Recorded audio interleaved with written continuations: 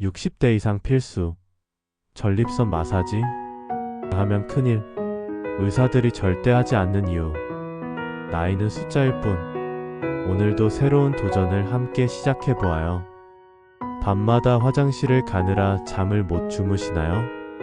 하룻밤에 서너 번씩 깨서 화장실을 가셨던 분이 계셨어요. 그분은 처음엔 단순히 나이 때문이라고 생각하셨죠. 하지만 그 원인을 알고 나서 지금은 밤새 푹 주무세요. 그 비밀 오늘 모두 알려드릴게요. 60대 이상 남성 2명 중 1명이 겪는 문제가 바로 전립선 문제입니다. 단순히 나이 들어서 생기는 자연스러운 현상이 아니에요. 방치하면 방광 손상, 요로 감염, 심한 경우 신장까지 문제가 될 수 있거든요.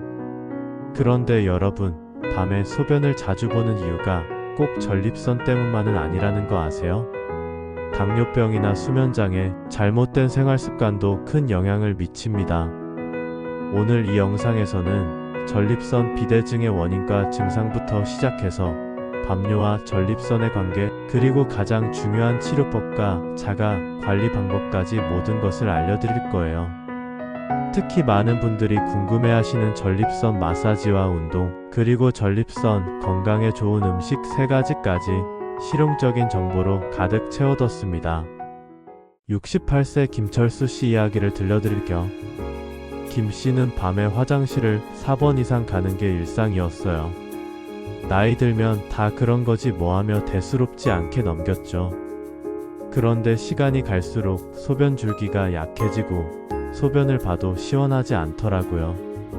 어느 날 밤 소변이 급하게 마려웠는데 막상 화장실에 가니 한참을 기다려야 겨우 나오는 거예요. 그것도 힘겨운 물줄기로 말이죠. 다음날 아침엔 소변에 피가 섞여 나왔어요. 그제서야 깜짝 놀라 병원에 갔더니 전립선 비대증이라는 진단을 받았습니다. 김 씨는 말씀하셨어요. 처음엔 그냥 나이 탓인 줄 알았어요. 그런데 그게 아니더라고요. 진작 병원에 갔더라면 이렇게 고생하지 않았을 텐데 후회가 됩니다. 김 씨와 비슷한 또 다른 사례도 있어요. 72세 박영수 씨는 당뇨를 앓고 계셨는데 밤에 자주 화장실을 가는 것을 당뇨 때문이라고만 생각하셨어요. 하지만 검사 결과 당뇨와 전립선 비대증이 함께 있었던 거죠. 2가지 문제가 겹치니까 야간뇨가 더 심했던 거예요. 그런데 정말 놀라운 건 적절한 치료를 받은 후 2분 모두 삶의 질이 크게 개선되었다는 거예요. 김 씨는 이제 밤에 한 번 정도만 화장실에 가시고 박 씨도 당뇨 관리와 전립선 치료를 병행하면서 편안한 밤을 보내고 계세요. 여러분도 혹시 이런 증상들을 대수롭지 않게 넘기고 계시지 않나요? 오늘 이 영상을 끝까지 보시면 언제 병원에 가야 하는지, 어떻게 관리해야 하는지 정확히 알게 되실 거예요. 그럼 이제 전립선 비대증이 왜 생기는지부터 알아볼까요? 전립선은 방광 바로 밑에서 요도를 둘러싸고 있는 남성 생식기관이에요. 호두만한 크기로 정액의 30%를 만들어내는 중요한 역할을 하죠. 그런데 나이가 들면서 남성 호르몬의 변화가 생기고 이로 인해 전립선이 점점 커지게 됩니다. 40대 남성의 40%, 60대 남성의 60%에서 전립선 비대가 발견될 정도로 흔한 일이에요. 유전적 요인 비만, 염증 등도 영향을 미치지만 가장 큰 원인은 역시 노화와 호르몬 변화입니다. 그럼 어떤 증상들이 나타날까요? 대표적인 증상 5가지를 말씀드릴게요. 첫 번째, 소변 줄기가 약해집니다. 예전처럼 시원하게 나오지 않고 가늘고 힘없이 나와요. 2번째, 소변 시작이 늦어집니다. 화장실에 가서 한참을 기다려야 소변이 나오죠. 이걸 의학적으로는 지연뇨라고 합니다. 3번째, 잔뇨감이 생깁니다. 소변을 봐도 시원하지 않고 또 보고 싶은 느낌이 들어요. 4번째, 밤뇨가 생깁니다. 밤에 2회 이상 화장실을 가게 되죠. 정상적으론 밤에 한 번 정도만 가는 게 정상이에요. 5번째, 급박뇨가 생깁니다. 갑자기 소변이 마려우면 참기 어려워져요. 하지만 여기서 더 놀라운 사실이 있어요. 밤에 소변을 자주 보는 이유가 꼭 전립선 때문만은 아니라는 겁니다. 당뇨병이 있으면 혈당이 높아져 소변량이 늘어나고 수면 장애가 있어도 항이뇨 호르몬이 제대로 분비되지 않아 밤뇨가 생길 수 있어요. 신부전이나 하지 정맥 질환이 있으면 낮에 다리에 모인 수분이 밤에 배출되면서 야간뇨가 생기기도 하죠.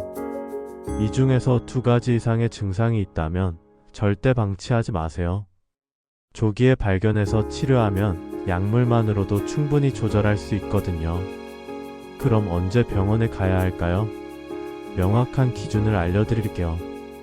밤뇨가 주 3회 이상 지속되거나 소변 줄기가 눈에 띄게 약해지고 잔뇨감이 심할 때 소변을 보다가 중간에 끊기는 증상이 있을 때는 반드시 병원에 가세요. 특히 소변에 피가 섞여 나오거나 통증이 동반되면 즉시 병원에 가셔야 해요. 그런데 여기서 놓치기 쉬운 신호들이 더 있어요. 소변이 갑자기 전혀 안 나오는 급성 요폐가 생기거나 하복부에 심한 통증이 있거나 발열과 함께 배뇨 증상이 나타나면 응급 상황이에요. 이런 때는 밤이라도 응급실에 가셔야 합니다. 병원에서는 어떤 검사를 할까요? 먼저 국제 전립선 증상 점수라는 설문지를 작성하게 됩니다. 이걸로 증상의 정도를 수치화해서 평가해요. 그 다음에는 소변 검사, 혈액 검사를 통해 전립선 특이항원 수치를 확인하고 직장 수지 검사로 전립선 크기와 딱딱한 정도를 확인합니다. 초음파 검사로는 전립선 크기와 모양을 정확히 측정하고 요속 검사로는 소변 줄기의 세기를 그래프로 확인해요. 필요하면 방광경 검사나 요역동학 검사도 시행할 수 있습니다. 전립선 비대증 치료법은 크게 약물치료와 수술치료로 나뉩니다.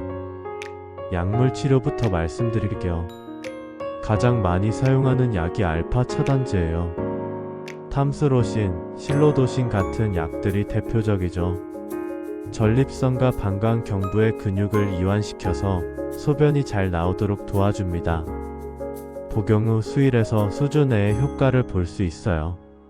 하지만 어지럼증이나 기립성 저혈압 같은 부작용이 있을 수 있어요. 또 다른 약으로는 오마이너스 알파 환원효소 억제제가 있어요. 피나스테리드, 투타스테리드 같은 약들인데 이 약은 남성 호르몬의 작용을 억제해서 전립선 크기 자체를 줄여줍니다.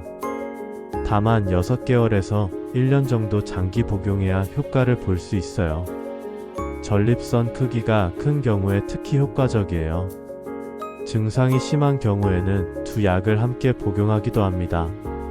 알파 차단제로 빠른 증상 완화를 얻고 오마이너스 알파 환원효소 억제제로 장기적인 전립선 크기 감소를 노리는 거죠.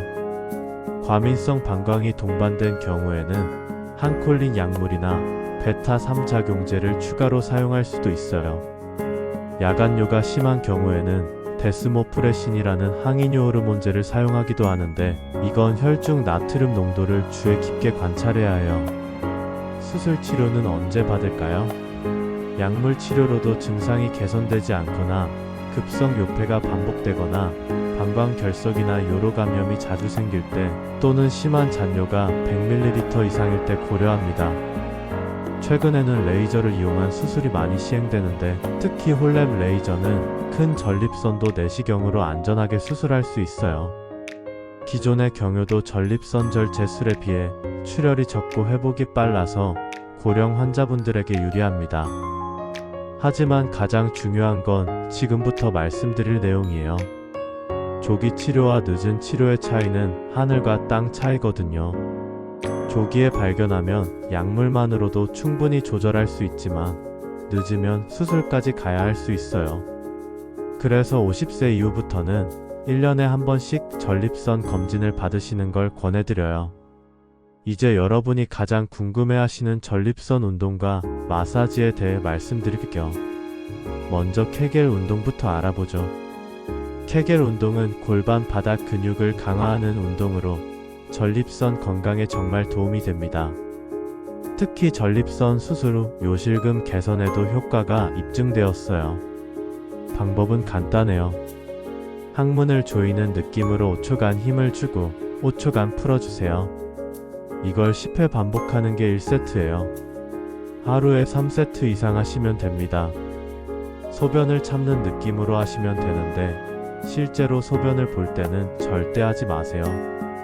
요도에 압력을 가해서 오히려 해로울 수 있거든요. 케겔 운동을 정확히 하려면 이렇게 해보세요. 먼저 편안하게 누워서 무릎을 구부리고 시작하세요. 숨을 내쉬면서 항문과 회음부를 위로 끌어올리는 느낌으로 조여주세요. 이때 엉덩이나 복부, 다리 근육은 힘을 주면 안 돼요. 골반 바닥 근육만 사용해야 합니다. 처음에는 5초 유지가 어려울 수 있어요. 그럴 때는 3초부터 시작해서 점차 늘려가세요. 익숙해지면 앉아서도 서서도 할 수 있어요. 케겔 운동의 좋은 점은 언제 어디서나 할 수 있다는 거예요. 텔레비전을 보면서도 버스를 기다리면서도 할 수 있죠. 3개월 정도 꾸준히 하시면 효과를 느끼실 수 있을 거예요. 연구에 따르면 12주간 꾸준히 케겔 운동을 한 환자의 58.5%가 요실금이 개선되었다고 해요. 하지만 주의할 점도 있어요. 전립선염이 있는 분들은 케겔 운동을 피하시는 게 좋아요. 전립선 내 압력을 증가시켜서 증상이 악화될 수 있거든요. 또 운동 중에 회음부에 통증이 생기면 즉시 중단하세요. 그런데 여기서 중요한 얘기가 있어요. 전립선 마사지에 대한 이야기인데요. 인터넷이나 책에서 전립선 마사지가 좋다는 이야기를 보신 분들이 계실 거예요. 하지만 전문의들은 전립선 마사지를 권하지 않습니다. 왜일까요? 전립선 마사지를 잘못하면 감염이나 출혈을 일으킬 수 있거든요. 특히 전립선염이 있는 분들은 증상이 더 악화될 수 있어요. 전립선은 직장벽 너머에 있어서 직접 만질 수 없고 자가 마사지를 시도하다가 오히려 상처를 낼 위험이 있어요. 대신 온찜질이나 골반 스트레칭을 권해드려요. 온찜질은 회음부에 따뜻한 물주머니나 찜질팩을 10-15분 정도 대는 거예요. 혈액순환을 도와서 염증을 줄이는 데 도움이 됩니다.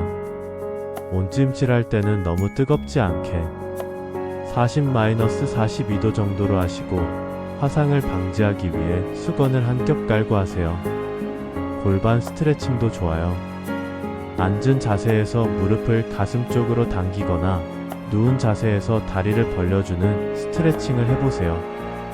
고양이 자세처럼 네 발로 기어서 허리를 위아래로 움직이는 것도 골반 근육을 이완시키는 데 도움이 됩니다.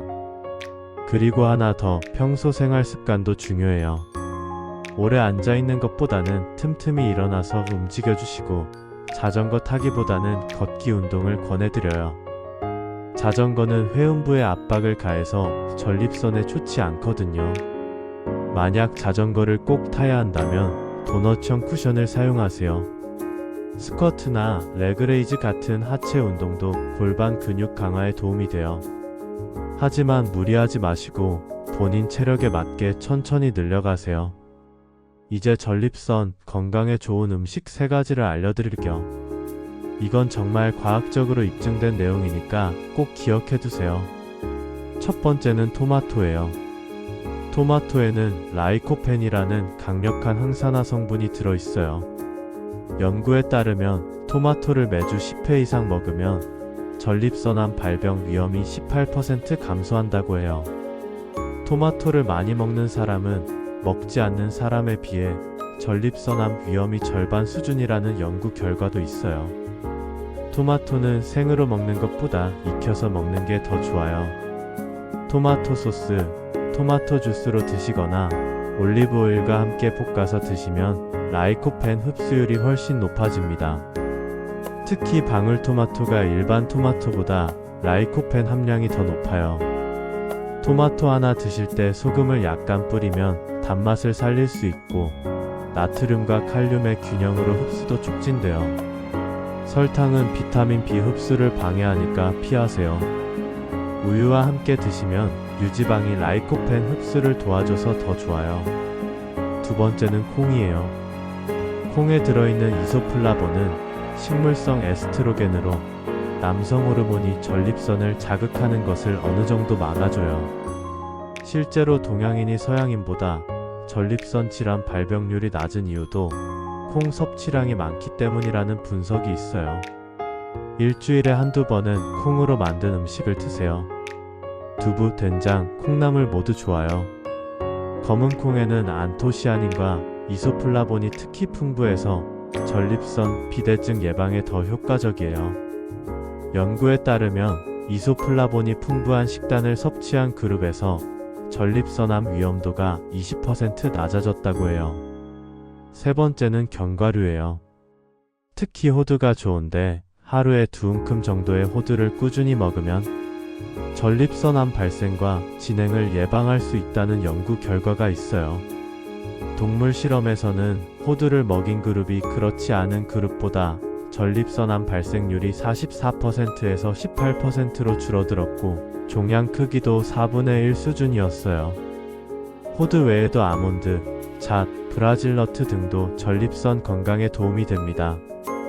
브라질너트에는 셀레늄이 특히 많은데 하루 한 알만 먹어도 하루 권장량을 넘어서니까 너무 많이 드시면 안 돼요. 견과류에는 좋은 지방과 셀레늄, 비타민이 같은 항산화 성분이 풍부해서 염증을 줄이는 데 도움이 돼요. 이상적인 조합은 토마토에 견과류를 섞어서 올리브오일로 볶아 드시는 거예요.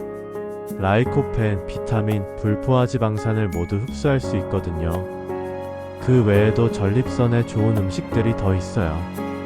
굴에는 아연이 풍부한데 아연은 전립선 건강과 남성 호르몬 분비에 중요한 역할을 해요. 마늘은 항암 효과가 뛰어나고 혈액순환을 도와줘요. 녹차의 카테킨 성분도 전립선암 종양을 축소시키는 효과가 있다는 연구가 있어요.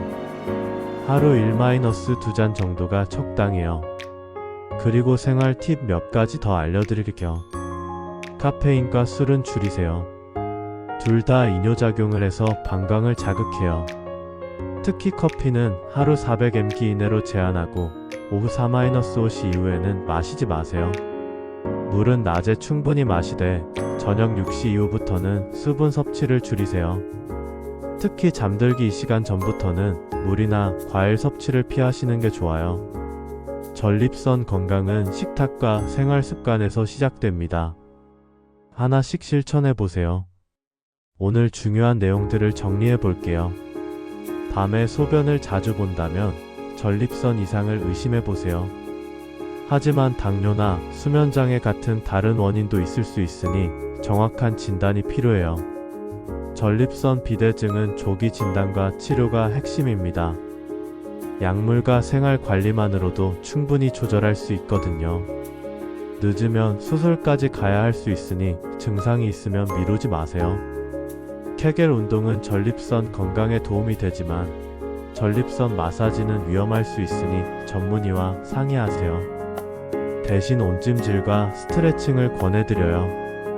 토마토, 콩, 견과류는 전립선에 가장 좋은 친구예요.